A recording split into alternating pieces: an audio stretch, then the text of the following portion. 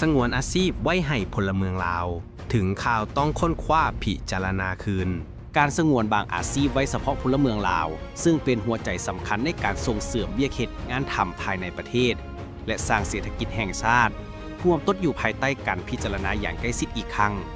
ในขณะที่อาชีพสงวนเหล่านี้มีจุดประสงค์เพื่อให้บุริมสิทธิ์แก่คนลาวและประกอบส่วนเขาในการพัฒนาเศรษฐกิจครอบครัวและของชาติความกังวลเกี่ยวกับการบังคับใช้ก่อนนับเพิ่มขึ้นนโยบายอาชีพสงวนได้ถูกออกแบบมาเพื่อคุ้มครองอย่างเข้มงวดและติดตามกวดกาอย่างใกล้ชิดกรณีหากมีการละเมิดก็จะต้องได้ถูกปรับใหม่ใส่ระเบียบตามกฎหมายแนวใดก็ตามมีคำถามเกิดขึ้นว่าเป็นอย่างอาชีพสงวนจำนวนหลายเหล่านี้จริงเบิ่งคือถูกสาวต่างชาติเข้ามายัดเอาไปอย่างต่อเนื่องโดยที่มักจะมีการกวดกาเพียงเล็กน้อยสถานการณ์นี้กระตุ้นให้เกิดคำถามสำคัญว่าแม้นย้อนคนลาวบ่อยากเฮ็ดอาชีพที่สงวนไว้หรืออาชีพสงวนเหล่านั้นถูกญาติกันแท้อิงตามแจ้งการที่ชัดเจนของกระทรวงอุตสาหกรรมและการค้า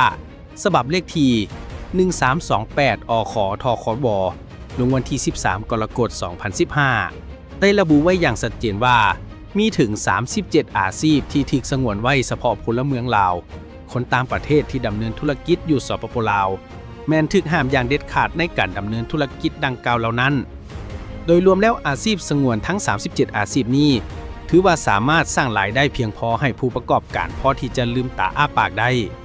อาจเว้าได้ว่าโอกาสเหล่านี้สามารถช่วยรักษาแรงงานลาวไว้ภายในประเทศได้ซึ่งเป็นการช่วยลดผ่อนความจำเป็นที่เขาเจ้าต้องไปซอกหาเวียกเฮ็ดงานทำอยู่ต่างประเทศสามารถแสดงความคิดเห็นได้อย่างสุภาพขอขอบใจ